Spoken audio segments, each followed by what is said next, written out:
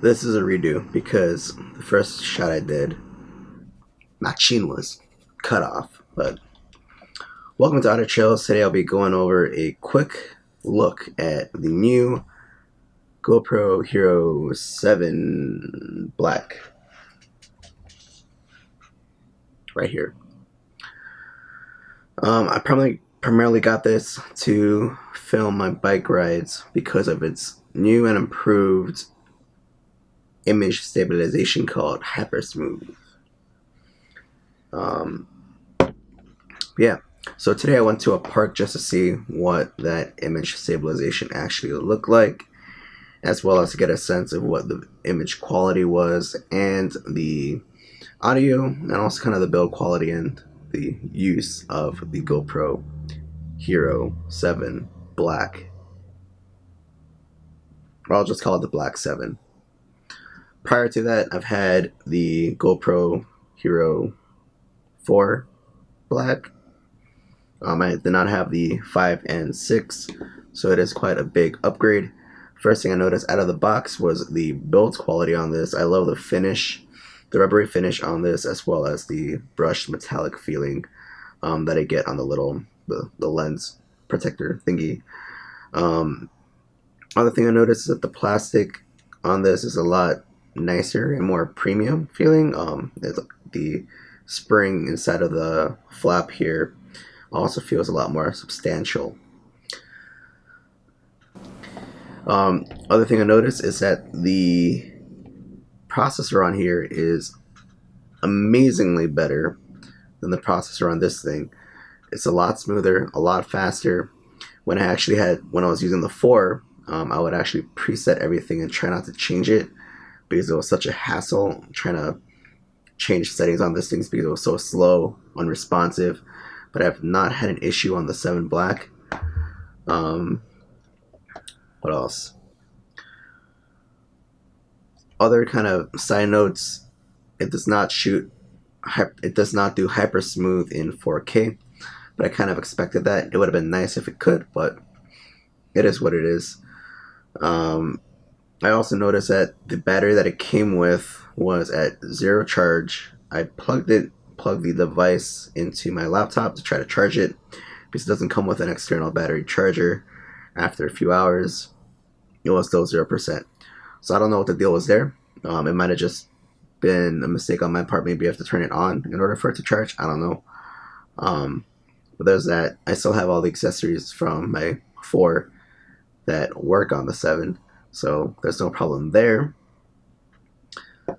The thing that I was most happy about are that third-party batteries actually work on the 7 as well. So I know there's a period in time when on the 4 there was a new firmware update that prevented aftermarket batteries from working, but it seems like they work on the newer ones.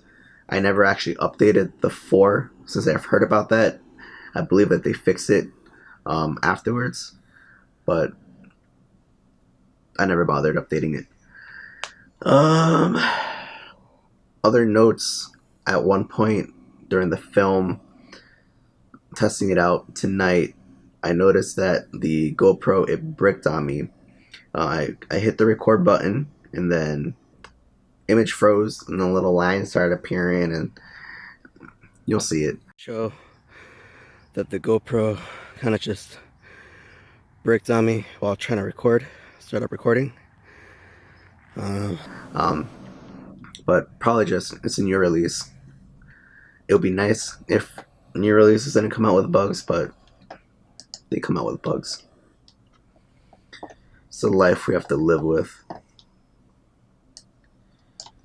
Alright, so let's just kind of go over the footage just to see how the GoPro did. Get a sense of what we're dealing with here. So to do this, I kind of just drove randomly until I found a park that I wanted to film at. It was really random. I was just kind of looking for a large enough area that was kind of like run down to test out the image stabilization. So first clip here is just me. So first off, I want to say that all of this is shot, I believe, in 2.7K. It's the one built before the 4K. Hypersmooth is turned on, and we're shooting at 30 frames a second because Hypersmooth does not work at 60 frames a second, at least on the 2.7K. I have not tried it on the other one, so who knows. But here goes. This is the first clip of me holding the GoPro Black 7 Hero thingy in the car.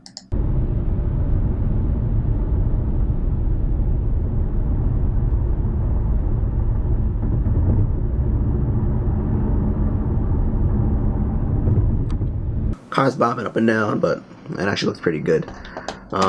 Let's move on towards. Now this is here's a clip of me holding the camera towards me while in the car.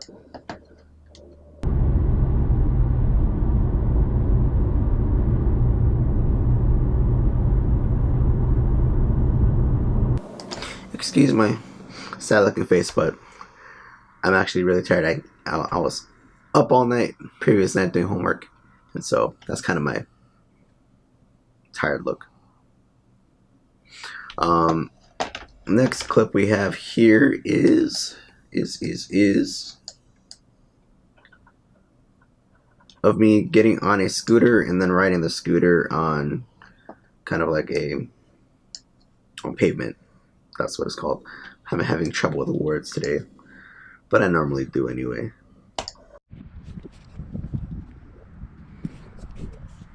This is me on a scooter and some unknown park handhelds.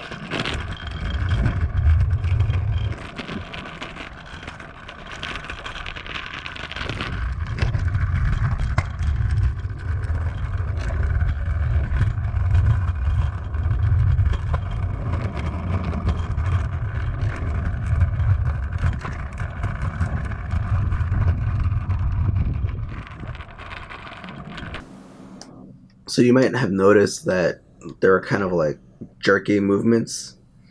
I'm not sure if that was the software acting up when my arms were jerking around. I was trying to balance on my kick scooter with one hand, or it could have also just been my movements were actually that jerky.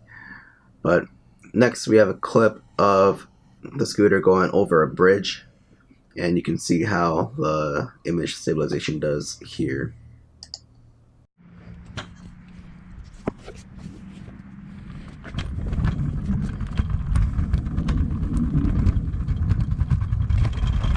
In that clip, I just wanted to note that I'm actually happy with the performance of that, primarily because one of the things I was worried about with the Hypersmooth image stabilization is if it might make the videos too smooth, right? Because if you have images that are too smooth and kind of like an action-oriented video, it might seem a little boring.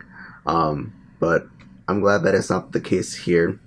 It also might have been helped with the fact that I had my camera kind of resting on my scooter, and it was really bumpy, so all the vibrations were going into the camera. So in that sense, it actually did really well.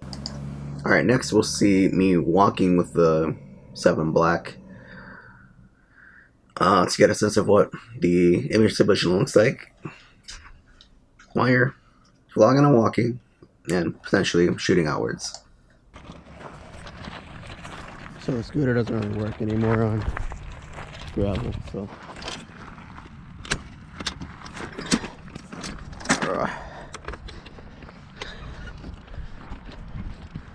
let's fold her up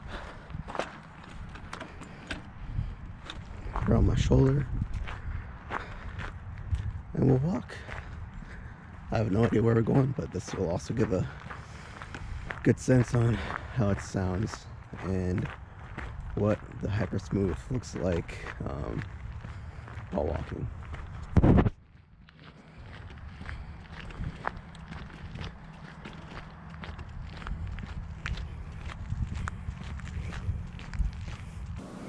And next here we have a testing of the Hypersmooth when running. This is my least favorite activity in the world that I know of at this point, but I ran just for you. Now let's try my least favorite activity, running. Well, it's kind of awkward with a scooter, but to give you a sense of what the image stabilization is like when running.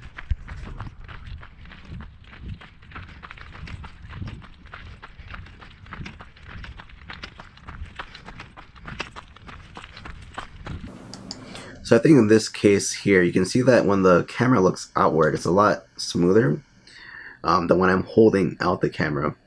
And so in this situation, if you want a smoother shot while running, it might behoove you to anchor your arm to your side and then kind of get like a selfie stick.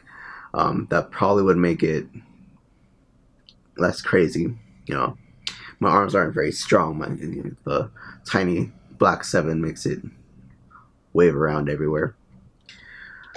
Next we'll just look at some clips of me walking around the park just to get a sense of what the video can look like.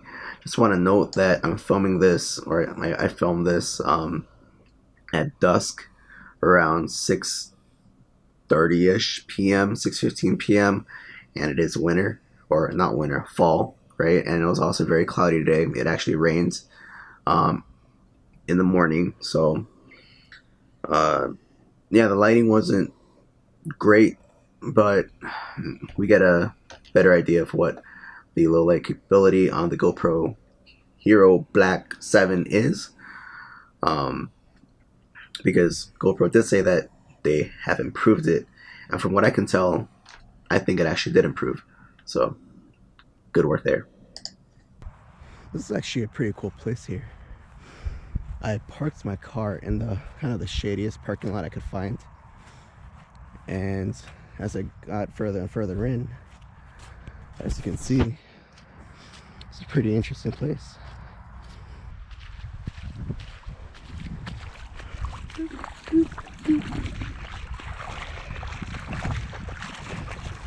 Water's pretty cold too, but it's refreshing. My other pair of sneakers haven't dried out yet from yesterday, but I don't feel like going back yet, so let's go this way. See what's... Whoa, it's pretty deep here. But I just came to see what this giant cavity was, and it looks like just a little stream that runs through here. Probably was a lot bigger stream. As you can tell by the way that the grass is leaning when it was raining hard over last night and a couple weeks ago. So the next clips we're gonna have here are kind of different shots as different times, so you can see how it performs as it gets darker. I think this is a good sense of the low light kind of that you'll be seeing. It is about around 6:49 and backwards as geese pass overhead, migrating down to the south. Peace out, y'all. I'll be waiting for you here until next year. Or if you're like going downhill, like no energy at all, just keep going down. It's pretty legit. But yeah.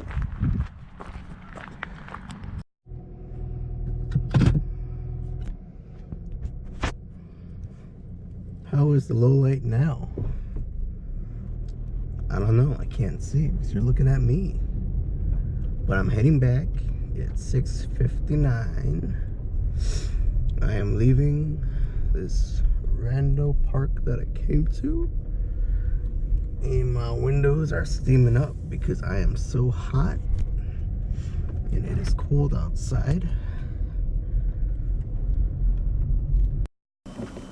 I also wanted to mention one of the quirks that I found out about at least that I have with this right now, is that it randomly turns on. So you know that feature where like you press the record button, it turns on, records, you press it again, it stops recording, it turns off. So for like the first 30 minutes that I've had it, I'll press it to stop recording, it would turn off, and then turn back on again. Weird. It also would turn on automatically or by itself for some reason when I put the battery in. I don't know what the deal with that was. And then for a bit, when I turned it off using this power button, it would turn off and then turn on again. That was also weird.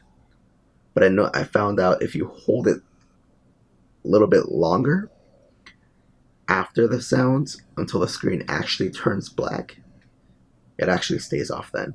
So I think that's also a little firmware update that they need to make on the camera. But yeah, that concludes the quick look at the Black 7.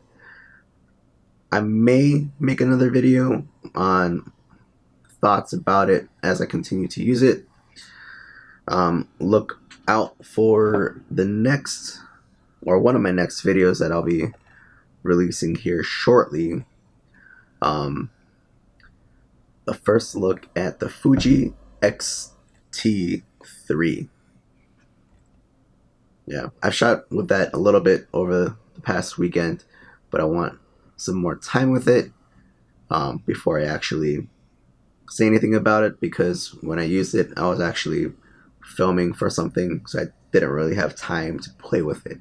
So now I'm gonna actually play with it and see what it could do. So look out for that. Catch y'all later. I'm not sure if I gave you final thoughts on the Black 7, but I love it. At least for now.